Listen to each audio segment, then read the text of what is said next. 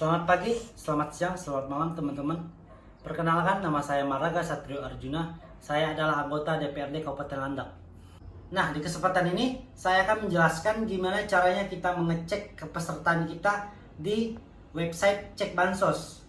Nah, di kesempatan ini juga saya akan menjelaskan mekanisme alur pendataan kita masuk di data DTKS. Nah, DTKS ini adalah data terpadu Kementerian Sosial.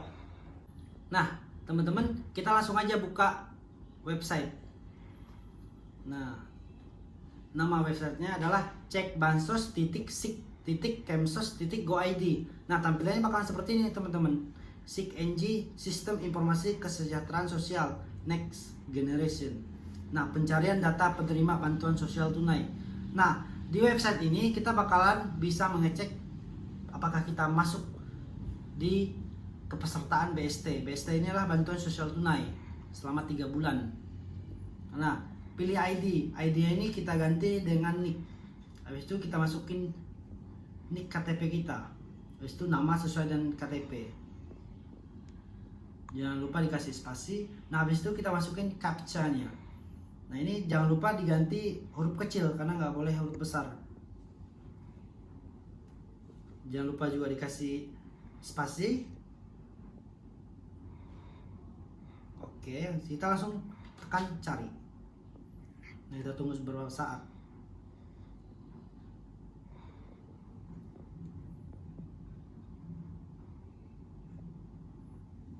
Ini nggak loading, nggak mau sinyal.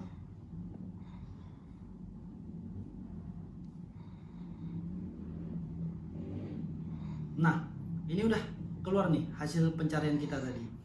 Nah, ini Kalimantan Barat, Landak, Sengatemila, desanya pun juga kelihatan, ID DTKS-nya.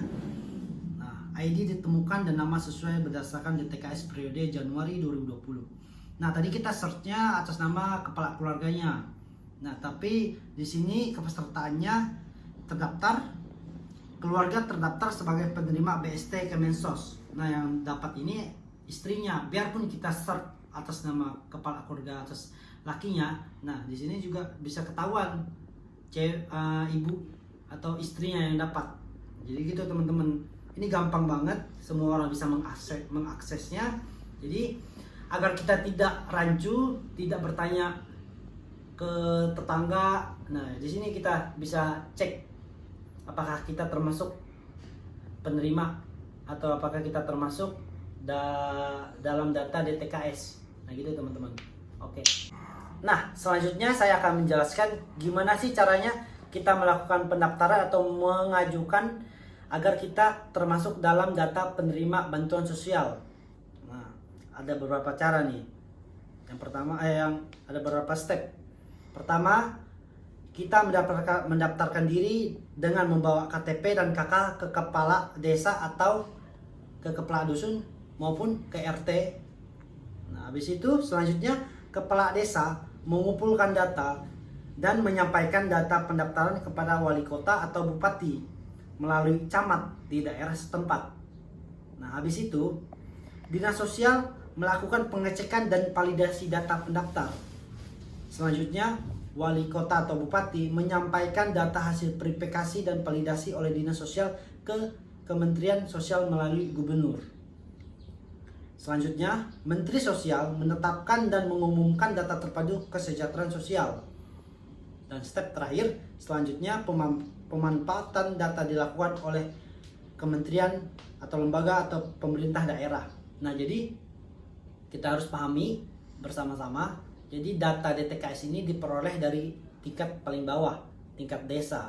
Nah, selanjutnya desa menyerahkan ke camat, camat menyerahkan ke bupati, bupati menyerahkan ke gubernur, dan pihak provinsi menyerahkannya di kementerian.